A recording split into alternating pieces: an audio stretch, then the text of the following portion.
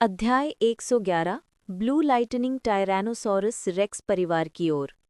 ल्यू एरलॉन्ग चू बाई की ताकत जानती थी, इसलिए उस समय उसने उससे बहस नहीं की, बल्कि जल्दी से मुड़कर ब्लू लाइटनिंग टायरेंट ड्रैगन कबीले के संप्रदाय के मुख्य हॉल में चली गई। कुछ ही देर में एक मध्यम आयु वर्ग का गरिमामय व्यक्तित्व वाला व्यक्ति वहां से निकला। चूबाई ने उसे यू युआनझेन के रूप में पहचान लिया, जो ब्लू लाइटनिंग टायरेंट ड्रैगन कबीले का सबसे शक्तिशाली व्यक्ति था। अंकल यू, मैं जल्दी में आ गया और सभा का उपहार नहीं लाया, कृपया मुझे माफ करें। चूबाई ने अपनी मुट्ठियां भींच लीं और मुस्कुराते हुए कहा। हालांकि यू युआनझेन इस बात से हैरान था कि चूबाई अचानक यहाँ क्यों आ गया था, लेकिन वो कुछ कारणों का अंदाज़ा लगा सकता था। स्टार लो और स्टार डू साम्राज्य में जो कुछ हुआ था वो अब कोई रहस्य नहीं था। अब कोई भी समझदार व्यक्ति ये बता सकता था कि स्पिरिट हॉल का भयानक रूप से शक्तिशाली संत चूबाई धीरे धीरे विभिन्न संप्रदायों और साम्राज्यों की भर्ती कर रहा था। अगर उन्होंने मना कर दिया तो क्या होगा ये कोई नहीं जानता था।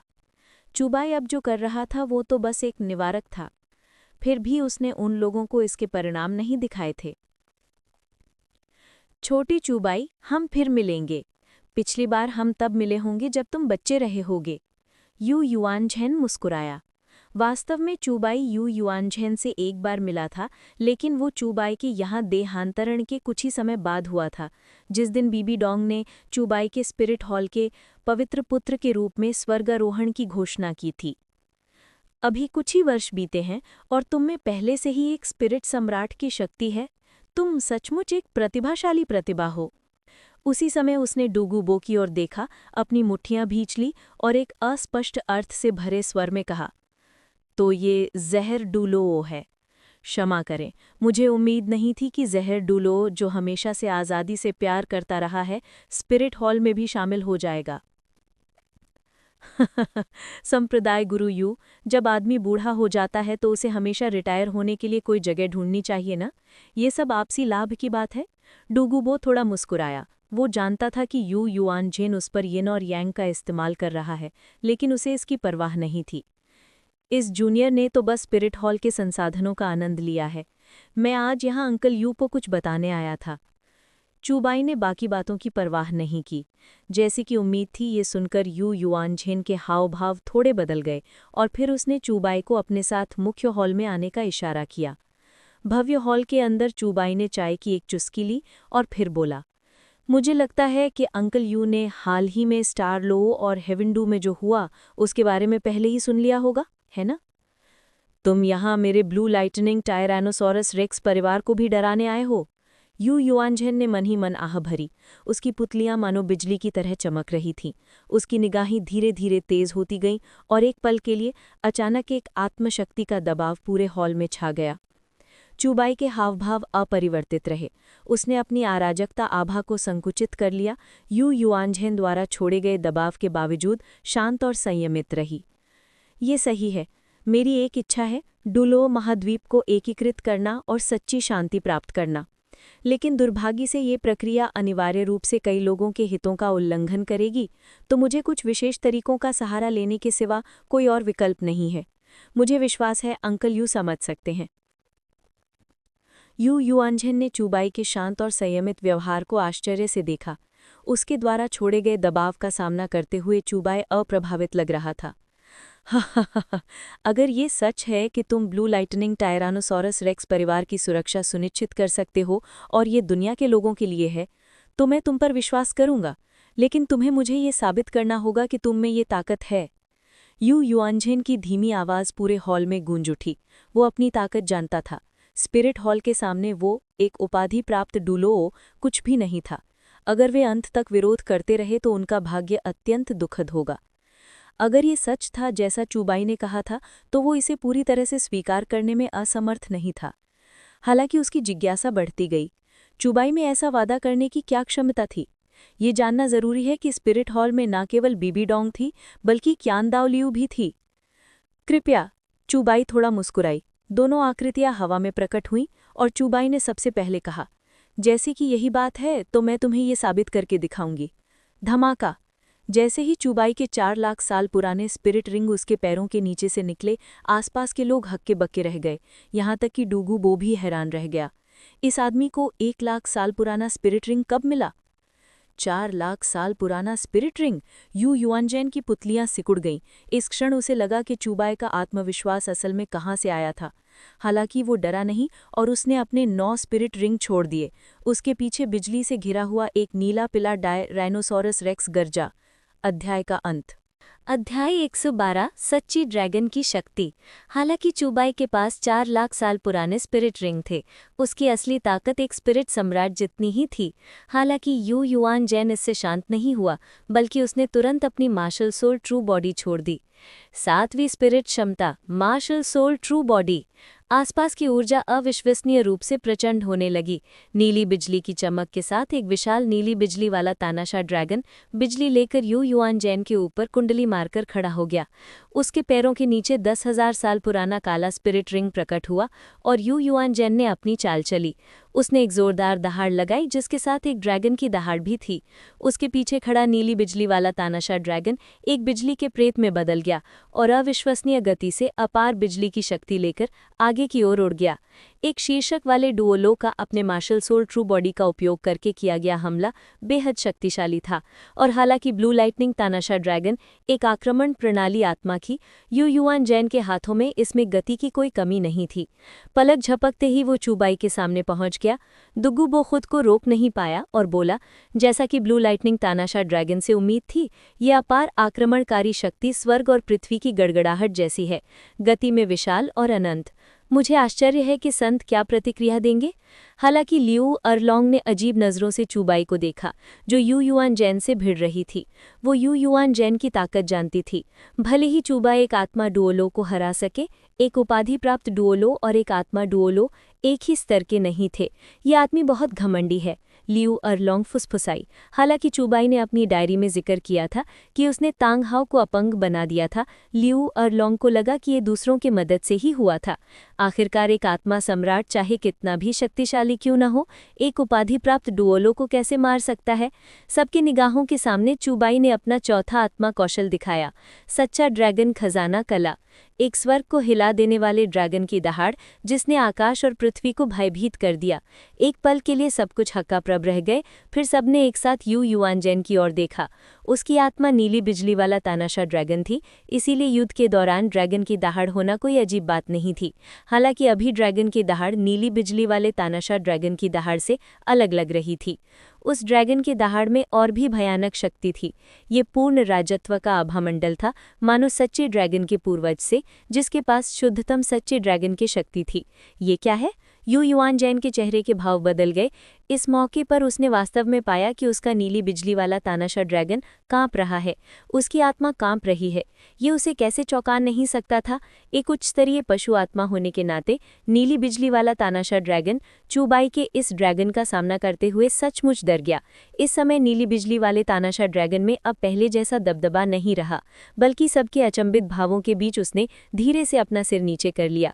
हे भगवान, क्या नीली बिजली वाला तानाशाह ड्रैगन दंडवत कर रहा है? संत की ये हरकत बहुत भयानक है। आखिर ये क्या है? क्या ये कोई सच्चा दिव्य ड्रैगन हो सकता है? दुगुबो ने भी आकाश में सच्चे ड्रैगन प्रेत को आश्चर्य से देखा। सच्चे ड्रैगन प्रेत से अराजकता क्यों निकली, जिसके साथ स्वर्ग को हिला देने वाले ड्रैगन की दहाड़ भी थी। चारों ओर का वातावरण चमकदार रोशनी से भर गया और उस अनंत अराजकता प्रकाश में सच्चा ड्रैगन आगे बढ़ा और सामने खड़े नीले बिजली वाले तानाशाह ड्रैगन को अपनी चपेट में ले लिया। धड़ाम! एक स्वर्ग को हिला देने वाली टक्कर के बाद चुबाई दुगुबो के सामने स्थिर होकर उतरा। कुछ दूरी पर ऐसा लग रहा था जैसे यू युआनजैन विस्फोट के केंद्र से 2 कदम पीछे हट गया हो।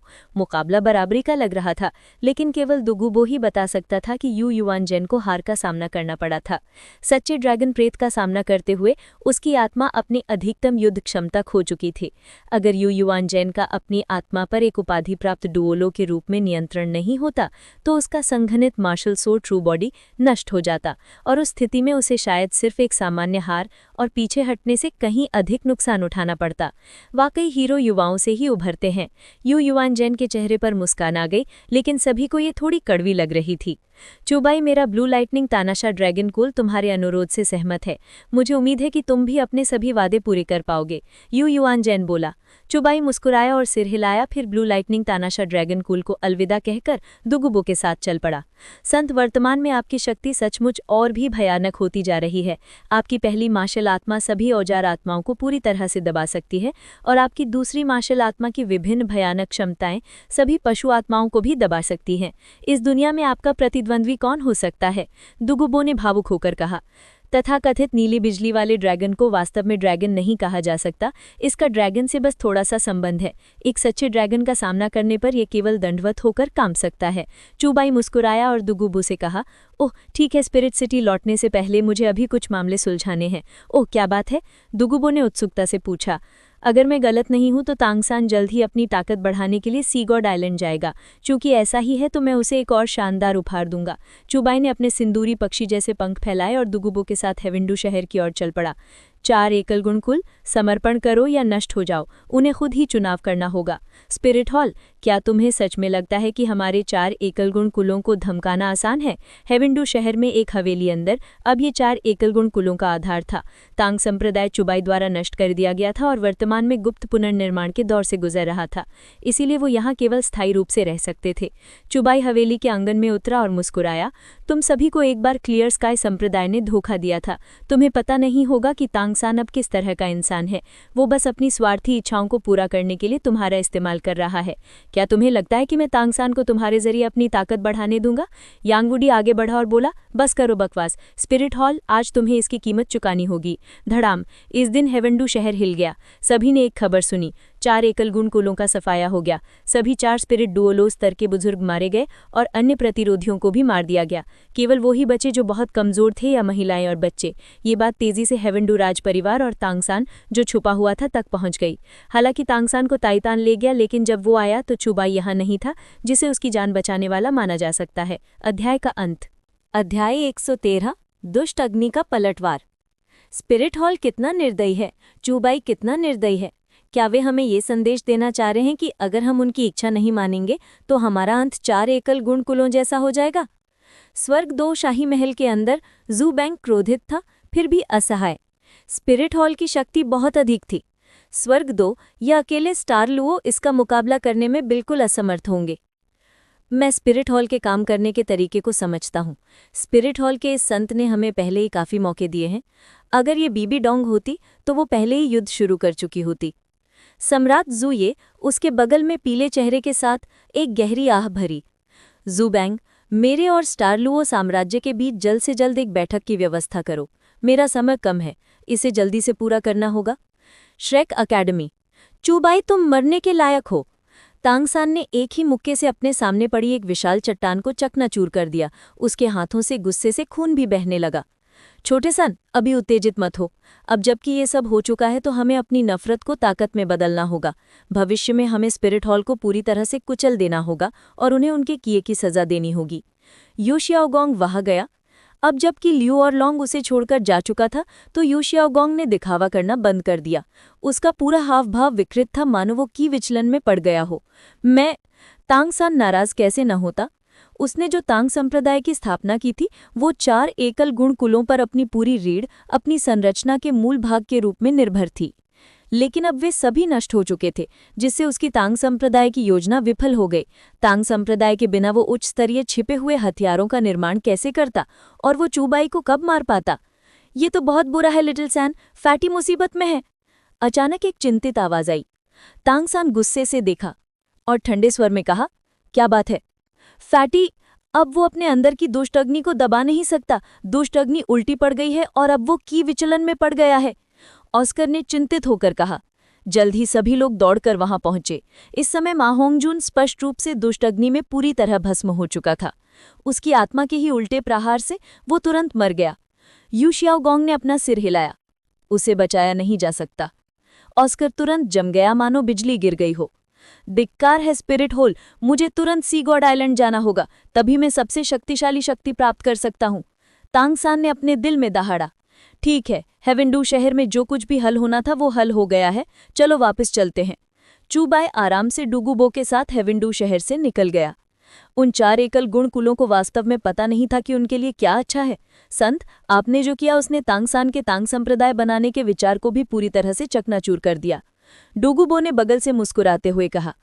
कभी कभी वो सोचने से खुद को रोक नहीं पाता था कि अगर वो उस समय स्पिरिट हॉल में शामिल न होता बल्कि स्वर्गदोशाही परिवार के करीब रहने का चुनाव करता तो उसका क्या हश्र होता। मुझे लगता है कि उस समय मैं संत का मुकाबला नहीं कर पाता, डूगूबो ने व्यंग्यात्मक मुस्कान के साथ सोचा। आखिरकार अगर वो चूबाई से नहीं मिला होता तो उसे पता ही नहीं चलता कि उसकी आत्मा अभी भी विकसित हो सकती है।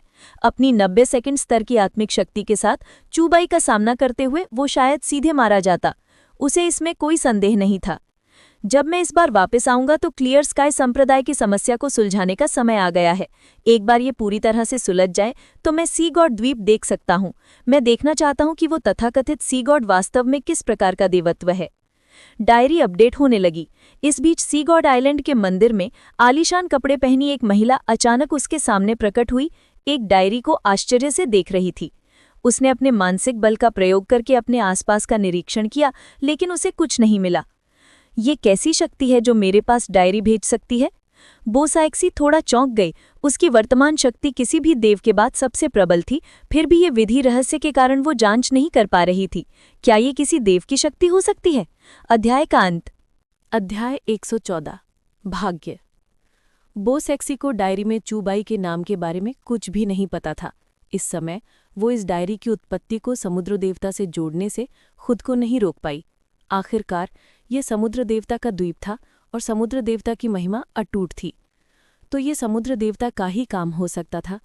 हालांकि जब उसने उस पर लिखी सामग्री देखी तो उसकी भौहें थोड़ी सिकुड़ गईं। नीली बिजली का तानाशाह ड्रैगन कबीला, लगता है मैंने टोंगचन को इसका जिक्र करते सुना है। ये डूलुआओ महाद्वीप की एक शक्ति है। आखिरकार ये डायरी क्या है? इसमें समुद्र देवता के प्रति अनादरपूर्ण बातें करने की हिम्मत कैसे हुई? बोसेक्सी के चेहरे पर गुस्सा झलक रहा था और साथ ही वो अपने पीछे समुद्र देवता के महामंडप को देखकर कुछ घबराई हुई लग रही थी। ये देखकर कि समुद्र देवता के महामंडप की कोई प्रतिक्रिया नहीं हुई, बोसेक्सी ने राहत की सांस ली। सौभाग्य से समुद्र देवता क्रोधित नहीं हुए। बोसेक्सी अपने सामने रखी डायरी को देखती रही, मानो वो जानना चाहती हो कि ये डायरी कहाँ से आई है। समुद्र देवता एक पाखंडी व्यक्ति के अलावा और कुछ नहीं है। क्या इस संसार के सभी तथाकथित देवता भूत होने का ढोंग करना पसंद करते हैं? देवलोक में आरोहण के बाद भी उन्हें अपनी महान छवि को बढ़ावा देने के लिए एक धर्म जैसे ताऊ को पीछे छोड़ना पड़ता है। केवल इसी तरह वे निरंतर विश्वास की शक्ति को आत्मसात कर सकते हैं। लेकिन वास्तव में क्या वे उन लोगों की परवाह करते हैं जो उनमें विश्वास करते हैं? इतने वर्षों तक महायाजक होने के बावजूद बोसेक्सी ने पहली बार समुद्र देवता के विरुद्ध ऐसे अपमानजनक शब्द सुने और वो आश्चर्य के कारण एक पल के लिए वहीं स्तब्ध रह गई। और डायरी आगे बढ़ती रही। मुझे अभी भी समझ नहीं आ रहा है कि दिव्य विरासत के लिए मार्गदर्शक की आवश्यकता क्यों है। ये सभी औपचारिकता क्यों है? क्या आपको अपने ईश्वरीय पद की शक्ति पर जोर देने के लिए ये करना जरूरी है? मुझे ऐसा नहीं लगता। अगर वो सचमुच इतना महान था तो लिटिल स्कम अपने समुद्र देवता और असुर देवता के दोहरे ईश्वरीय पदों के साथ बाद में अंतरिक्षीय अशांति में क्यों बह गया? बगल वाला आदमी पहले ही शून्य लोक पर कब्जा कर चुका है। निम्न लोक के देवता आज भी ऐसा करते हैं। यहाँ तक कि दिव्य मार्गदर्शकों को धर्म की तरह ब्रेन वॉश भी करते हैं, जिसके कारण बोसाइक्सी और यहाँ तक कि कियान दाओलिऊ भी अंततः स्वेच्छा से बलिदान दे देते हैं। इस समय बीबी डोंग स्पिरिट हॉल में थी। यानी श्याओबाई के अनुसार क्या डोलुओ महाद्वीप के देवता सचमुच इतने कमजोर और बेकार हैं? कियान रेंचो ने आह भरी और फिर शर्मिंदगी के साथ अपने सामने दिए गए रिवॉर्ड को देखते हुए कहा, हालांकि मेरे पास 6 पंखों वाली देवदूत मार्शल आत्मा है, लेकिन देवदूत देवता की इच्छा के विरुद्ध नहीं जाना चाहिए। लेकिन अगर मैं विरासत स्वीकार करती हूँ तो मुझे एक व्यक्ति के जीवन का बलिदान देना होगा। क्या यह वंचना का एक रूप नहीं है? बोसेक्सी का पूरी तरह से दिमाग धो दिया गया था। क्या कोई भी ईश्वर किसी व्यक्ति के भाग्य को मनमानी ढंग से निर्धारित कर सकता है? हालांकि ये पहली बार नहीं है जब इन श्वान देवताओं ने ऐसा किया हो। आखिरकार क्या तांगसान का पूरा जीवन सावधानीपूर्वक योजनाबद्ध नहीं किया गया था? 10,000 वर्षों बाद हुओ युहाओ भी ऐसा ही था। वास्तव में ये एक देवपद की विरासत है। यहाँ तक कि पाखंड भी पीढ़ी दर पीढ़ी चला रहा है। हालांकि दोस्त बोसाइक्सी से कभी नहीं मिला है, मैं सचमुच उससे आमने सामने पूछना चाहता हूँ कि समुद्र देवता तुम्हारे पिता हैं या दादा? तुम उसकी हर बात सुनती हो। क्या तुम्हें नहीं लगता कि तुम्हारा पूरा जीवन दयनीय है? अगर तुम ये महायाजक ना बनते तो क्या तुम अपनी हर इच्छा पूरी नहीं कर पाते? समुद्र देवता के भव्य मंडप में एक लंबा सन्नाटा छा गया।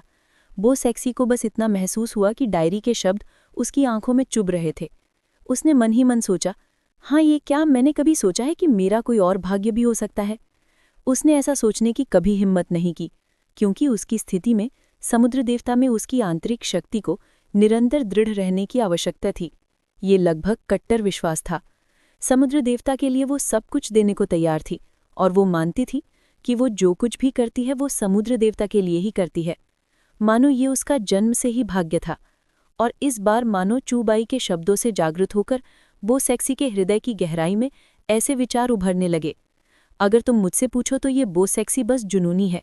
डुलुओ महाद्वीप के मामलों से निपटने के बाद मुझे जाकर देखना होगा कि वो किस तरह की दिव्यता है और समुद्र देवता ने उस पर किस तरह का जादू डाला है। क्या हर किसी का भाग्य खुद तय नहीं होता? समुद्र देवता तुम्हारी तो बात ही छोड़ दो, अगर वो ड्रैगन देवता भी हो तो क्या होगा? लेकिन बात करते हुए मुझे याद आया कि विनाश के देवता या ड्रैगन देवता को तो छोड़ ही दो। आखिरकार उन सभी को तांगसान ने परिवार का सदस्य बना दिया था, वरना कोई कह सकता है कि छोटे बदमाश में कुछ काबिलियत जरूर है। वो माँ होंगजुन की पत्नी जो उसके साथ जीवन मरण से गुजरी थी, उसे देवलोक में नहीं लाया, बल्कि वो सीधे हुओ योहाओ की माँ को देवलोक में ले आया। क्या इसका मकसद हुओ योहाओ को पूरी तरह से नियंत्रित करना था? अंत में उसने अपने बेटे और बहू को विनाश के देवता और जीवन की देवी बना दिया, और अपने पोते को ड्रैगन देवता बना दिया। इसलिए देवक्षेत्र का नाम बदलकर सुहासपूर्ण और खुशहाल तांगक्लैम रख देना चाहिए। चूबाई के बातों से सभी को एक बार फिर से तांगसान का असली स्वभाव समझ में आ गया। तांगसान वाकई इतना स्वार्थी है? कियान रिंचू ने उस घटना को याद किया। तांगसान वाकई इतना स्वार्थी है? कियान रिंचू को वो घटना याद आई जब वो अपनी लापरवाही के कारण तांगसान से हार गई थी और उसकी खूबसूरत आंखें एक पल के लिए गुस्से से भर गईं। तांगसान, मैं तुम्हें इसका मूल्य जरूर चुकाऊंगी। इसे पता चलता है कि इस दुनिया में कोई भी देवता अच्छा नहीं है, खासकर समुद्र देवता और असुर देवता, जिन्होंने खुलेआम देवलोक के नियमों का उल्लंघन किया और देवताओं की परीक्षाओं में दखलंदाजी की। बो सेक्सी ने ऐसी ही चीज के लिए खुद का बलिदान दे दिया। अगर उसे पता होता तो वो बहुत दुखी होती, है ना? एक दिन मैं स्वयं आत्ममंडल का पवित्र पुत्र उन देवताओं को थप्पड़ मारकर मार डालूंगा। डायरी समाप्त हो गई, लेकिन बो सेक्सी का दिल बहुत देर तक शांत नहीं हो सका। उसने जो कहा, क्या वो भविष्य में घटित होने वाली घटनाएं हो सकती हैं? मेरा बलिदान अनिवार्य हो गया है, और ये तांगसान नाम के उस व्यक्ति के लिए है। लेकिन वो इतना स्वार्थी है, ऐसा व्यक्ति भगवान बनने के योग्य कैसे हो सकता है? क्या सचमुच, जैसा कि उसने कहा था, ये सब समुद्र देवता ने रचा था? बो सेक्सी स्पष्ट रूप से कुछ हिल गई थी, लेकिन इतने वर्षों की आस्था की शक्ति अचानक कैसे खत्म हो गई? बो सेक्सी ने अपना हाथ हिलाया और फिर एक आकृति धीरे धीरे उसके सामने प्रकट हो गई। लेडी बो सेक्सी, ये क्या है? तुम डुलुओ महाद्वीप जाओ और मेरी मदद करो कि मैं ये पता लगा सकूं कि स्पिरिट हॉल में चूबाई नाम का कोई है या नहीं। बो सेक्सी ने धीरे से कहा। उसके बगल में खड़ा व्यक्ति थोड़ा स्तब्ध रह गया। बो सेक्सी हमेशा से डुलुओ महाद्वीप के मामलों से बेपरवाह रही थी, तो वो अचानक स्पिरिट हॉल की जांच करने के लिए क्यों कह रही थी? क्या ऐसा हो सकता है कि वे स्पिरिट हॉल के साथ युद्ध करने जा रहे हों? आखिरकार ये महायाजक के विचार थे, और उसने ज्यादा सवाल पूछने की हिम्मत नहीं की, बस जाने से पहले सहमति दे दी। उसके जाने के बाद बो सेक्सी समुद्र देवता के महामंडप में बहुत देर तक चुपचाप बैठी रही। मेजबान ने शिकायत डायरी का निर्माण पूरा कर लिया है और पुरस्कार प्राप्त किया है। वध्य देवता क्षेत्र विकास, अराजकता क्षेत्र। चूबाई अस्तब्ध रह गए। अराजकता क्षेत्र? हालांकि उसे अभी तक ये नहीं पता था कि अराजकता क्षेत्र में कौन सी क्षमताएं हैं, लेकिन नाम से ही उसे पता चल गया कि ये आसान नहीं है। आखिरकार उसकी पंख कुल्हाड़ी सबसे शक्तिशाली अराजकता आभा से भरी हुई थी, इसलिए उम्मीद थी कि अराजकता क्षेत्र भी पीछे नहीं रहेगा। मेरी आत्मिक शक्ति भी 61वें स्थान पर पहुंचने वाली है। मुझे इस अवसर का लाभ उठाकर जल्द से जल्द सफलता प्राप्त कर लेनी चाहिए। चूबाई पालथी मारकर बैठ गया और साधना करने लगा। अध्याय का अंत।